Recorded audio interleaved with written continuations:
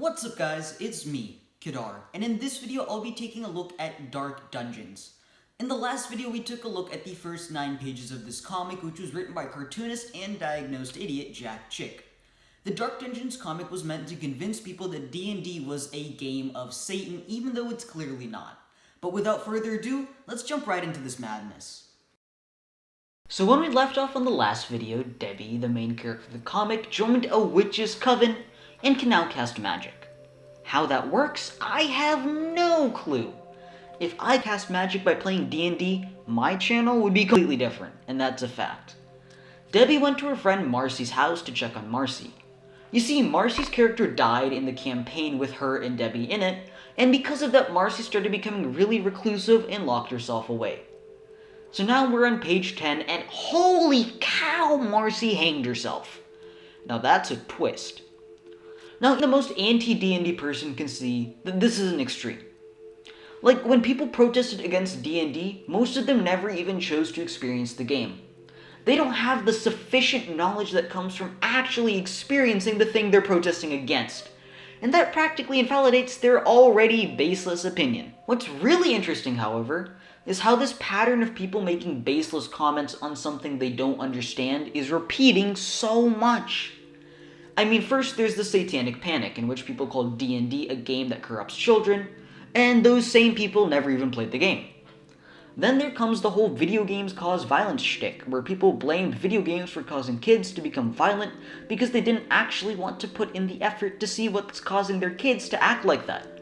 Metal music has also fallen under the same evil eye, where it also gets blamed for violent behavior. Like, the only harm I've caused from listening to metal is a headache from headbanging too hard. People making baseless arguments for the sake of them irritates me a lot, and this comic is a prime example of that. Afterward, on the next page, Debbie finds Marcy's suicide note, which reads, "It's my fault Blackleaf died. I can't face life alone." Here's the thing that confuses me about this mindset about character death PTSD. What happens when the character reaches max level and the campaign ends? Like, what next? Do the players drop D&D? Do they also become inclusive? What? In this comic, players are really attached to their characters, and honestly, I'm curious on what kind of BS the people who believe this stuff cook up to cover this loophole. Now, there's a turning point in the plot at this moment. Debbie tells Miss Frost, which is her witch mentor, that she did something wrong. Debbie says that if she had left the game, Marcy would still be alive. Now, that makes no sense. Marcy's character still would have probably died.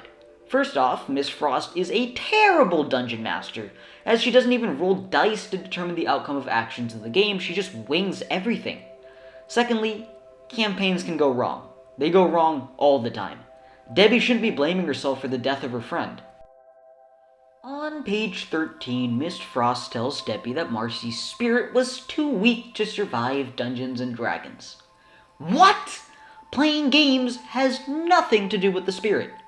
If the people against D&D actually read its rules, they'd understand that Dungeons and Dragons is just structured make-believe. Or not, because they're brickheads. On the next page, Miss Frost is yelling at Debbie for not being like her character Elfstar, and that she shouldn't question being in the Witch's Coven. This brings up another point in Jack Chick's dumb argument against D&D, that it has the ability to change people's personalities. Like, I get that D&D characters can have a different persona than their player, but it's no excuse to blame the game for changing personalities. What do you think actors do? Actors have to adopt a new persona for their role, otherwise their performance won't be good. The same thing happens with characters. Again, this comic is trying to inspire fear where there is none. Next up on the 15th page, Debbie chats and vents with her friend Mike about how she feels wrong about playing Dungeons and Dragons. Mike tells Debbie about how Jesus is the only answer, and Debbie asks why Mike is helping her out. And no, the answer to that is not Jesus. On the next page, Mike tells Debbie to attend a meeting at a church by a guy who escaped the quote-unquote occult. Looks like somebody rage quit D&D. So on page 17, the speaker gives a speech about how Dungeons & Dragons gives false implications of power. For the 50 millionth time, D&D gives no implications of power. Dungeons & Dragons is a simple game with rules teaching people how to play the game and have fun. I'm getting tired of people treating it like it's the anarchist cookbook for fantasy fans. On the next page, the speaker talks about burning D&D books, rock music, occult books, and charms because they cause people to be closer to Satan. Look, I enjoy rock music, I read H.P. Lovecraft, and I play D&D, but I can assure you that I haven't met Satan. In all seriousness, the speaker, and therefore the author of the comic, is just calling all things he doesn't understand satanic. Each and every person has different interests in music, books, and games. As long as they're not harming anybody, it's fine. On pages 19 and 20, the speaker tells Debbie that if she wants to accept Jesus as her savior, she must step forward. Afterward, the speaker exercises Debbie, to which she responds that Jesus should be in charge of her life, not the D&D manual. For the love of God, it's a rulebook, not a replacement Bible. The Dungeons & Dragons rulebook is not meant to be treated as a religious book. Look, I don't go around living my life according to Candyland. Plus, how would that even work?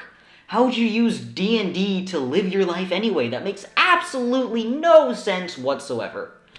Also, I found it really funny that Jack Chick put a warning for the exorcism, just in case we want to DIY one.